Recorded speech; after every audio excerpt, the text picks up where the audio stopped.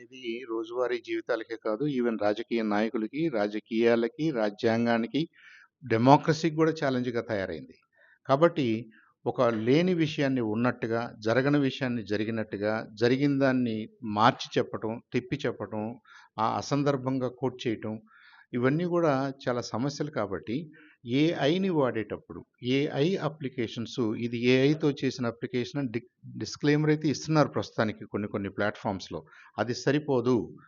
అది సరిపోదు. ఇంకా మనం ఇప్పుడు యూట్యూబ్ వాళ్ళు ఏమైతే జాగ్రత్తలు తీసుకుంటున్నారో, యూట్యూబ్‌లో గూడా చాలా న్యూసెన్స్ జరుగుతుంది. కానీ ఆ న్యూసెన్స్ వాళ్ళకి ఇంటర్నేషనల్ లాస్ పరిధిలో రావట్లేదు కాబట్టి ఎలో చేస్తున్నారు. భారతదేశానికి ఒక విధానం లేదు కాబట్టి, ఒక పటిష్టమైన చట్టం లేదు కాబట్టి ఇవన్నీ గూడా జరుగుతున్నాయి. మనకు గూడా ఒక పటిష్టమైన చట్టం ఉంటే, నేను మాట్లాడిన దాన్ని నేను మాట్లాడినట్టుగా మీరు చెప్తే, ఐ థింక్ దాన్ని ట్రేస్ చేసి వాళ్ళ అకౌంటబిలిటీని ఫిక్స్ చేసి వాళ్ళని శిక్షించే స్థాయికి మన చట్టం పనిచేయగలగాలి.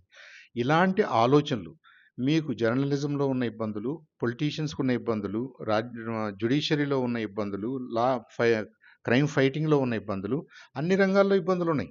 ఇది రోజువారీ మనం ఫేస్ చేస్తుంది.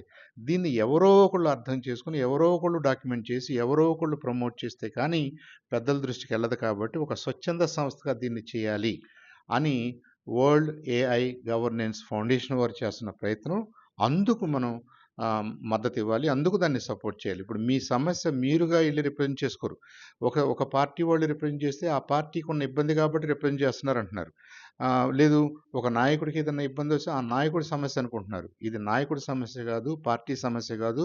ప్రజాస్వామ్యానికి ముప్పు వాటిల్లే సందర్భంలో మనం ఈ ఏఐ ఉంది కాబట్టి, ఆ రంగాన్ని గూడా మనం సేఫ్‌గార్డ్ చేయాలి. అది ఈ ప్రొఫెషనల్స్ బాధ్యత. తెలిసిన వాళ్ళ బాధ్యత. లా మేకర్స్ బాధ్యత. మనందరి బాధ్యత.